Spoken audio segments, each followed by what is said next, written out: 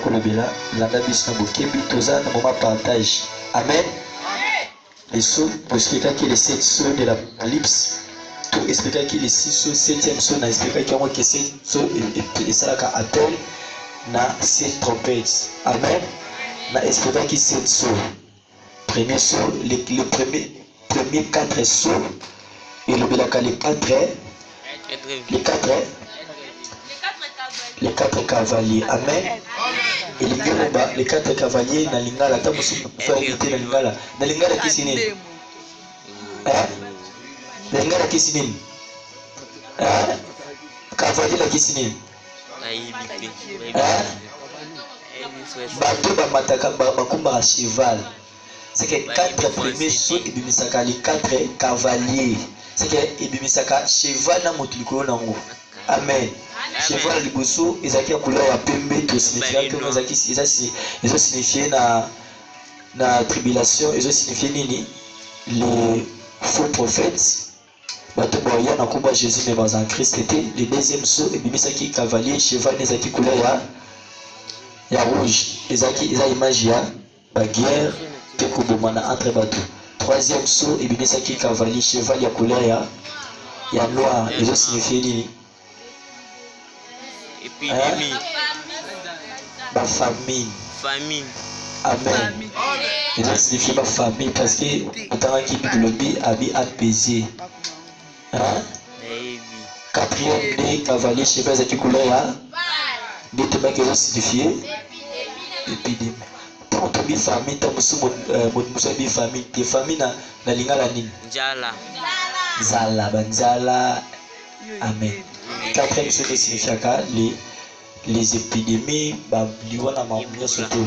Le cinquième saut, et bien qu'est-ce que l'image y a? Cinquième saut, cinquième saut, et bien c'est nini? Apparition des martyrs, apparition de Koufa en Christ. Koufa qui pone à Jésus, qui conçoit marque de la bête, Koufa en Christ. Lorsque le cinquième saut, apparition de l'âme d'abord, et qu'on réclamer vengeance contre Makila na bango. Est-ce que vous comprenez? C'est que moi, tribulation, je vais cause marque de la bête. Parce que comme on a un certain temps, je vais réclamer ce que je vais bon Zambé, je vais bon biso pour na yo. Ça là tout aussi évangile, il va tout nyon so ba boma ki biso ba ko ça ki biso to boya mais to boya ko boma ko boya ko bona yo to tsima ki to kufa. Izaka osane ni évangile contre makila na biso. Amen. Tika na poko ya Nzamba sala vengeance to nyon so loka ki liwa na yo. Amen. C'est cinquième saut, le profond la cinquième saut. Au cours de quoi Martin Moutounion se passe qui m'a yélé na le fond de la vengeance au nom de Jésus. Amen. On a déclaré le cola vie na yo. C'est que des Moutounion se kanisa qui beaucoup bouffe la dame à ça la justice na ina pour mon excuse. Amen. Cinquième saut il va la apparition ma Joana. Dès que qui sixième saut ça la qui la sixième saut. Sixième saut c'est la qui la colère de l'éternel, les tremblements de terre, les âmes les grands jours de l'éternel, les jours de la colère de Dieu, le sixième saut. Amen. Septième saut, c'est ma fongola qui a ennemi ça qui laissait trompette. Voilà, les âmes en sous. Alors, tout le monde qui le met dans les sauts, la terre qui n'a pas ça qui Bible dit, la sixième saut, tant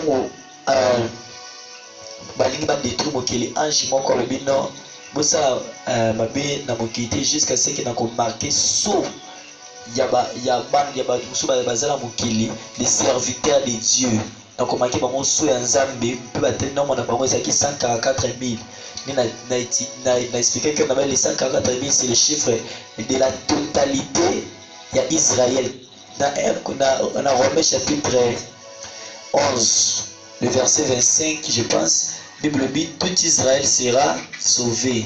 C'est que même si tu vas enlever, même si tu vas couper en Christ, dans martyr après l'enlèvement, on va sauver. Après ça, Jésus, Nzambe a sauvé Israël à cause il y a alliance entre les Israël.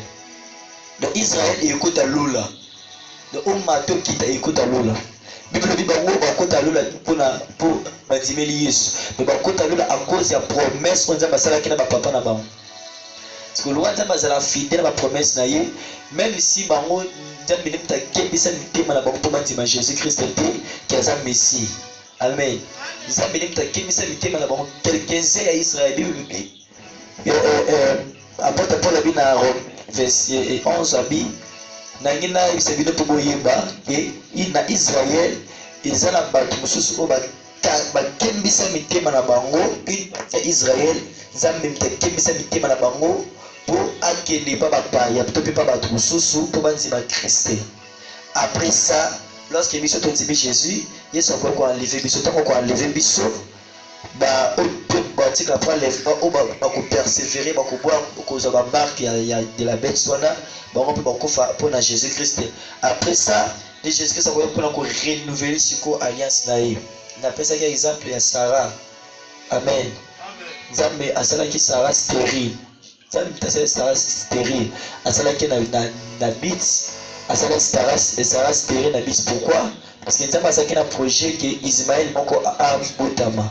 Or Ismaël akoki kobotama te soki Sarah aza stérile. Amen. Elingi oloba Abraham alingi akende pa Agar te soki Sarah aza stérile te. C'est que mpo abomaki pa Agar ifaki Nzambe asala Sarah stérile mpo abomaki pa mwasi mosusu. Amen. Amen. De ntango aboti mwasi mosusu ntango aboti Ismaël na mwasi mosusu soki mwana na mpe azali mwe mpe Agar azala lese Sarah azala lese eza te.